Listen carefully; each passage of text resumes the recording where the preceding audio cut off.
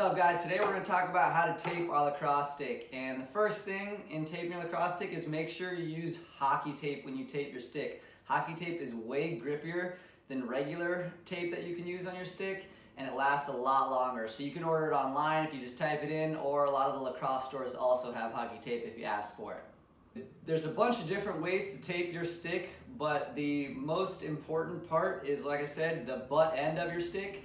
Because when you shoot and throw in lacrosse, there's a pulling motion with your bottom hand. So if there's nothing here to stop it, your hand, it can slide off of the end of the stick.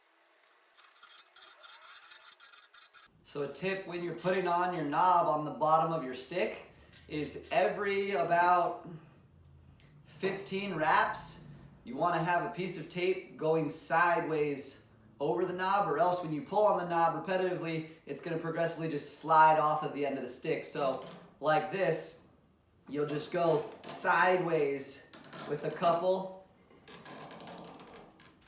of your tape rolls, and then back over, just going straight over the middle. That's how you get that knob to be nice and firm so it doesn't slide off after a while. If you just keep pulling on it, it'll slide off if you don't do these sideways wraps after every 15 loops that you put on.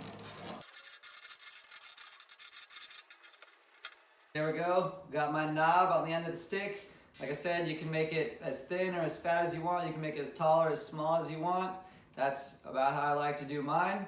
Make sure you put your knob on the end, tape it before you do anything else, because this thing lasts the longest. If you put a roll of tape down your stick before you do that, this you have to replace more often, and then you can't pull the tape up once this is put over it. So put this on first, and then rest of the tape goes on next. So after this, there's all different styles of how you can tape your stick, but the thing that I like to do that's probably the most important after the knob is just having tape come up where your bottom hand sits.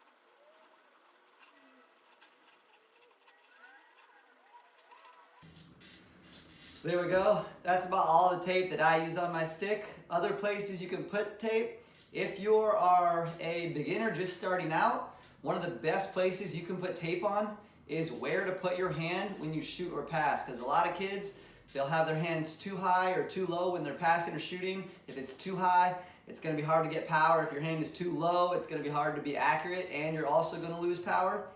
So you can have a coach just show you where to put tape on, or if you don't know, a good measurement is just put it right in your elbow, put your arm up, and then wherever your hand goes right here, in general, that's about where you want your hand when you're going to shoot a lacrosse ball. So if you are a face-off guy, there's obviously, or a defender, it's a little bit different taping your stick. If you're a face-off guy, you probably want more tape up here, so it helps you on your clamps. And if you're a defender, you don't really need the butt end that much because you're not really pulling and shooting as hard as an offensive player is, so you really just need the tape on the bottom of your stick if you're a defenseman.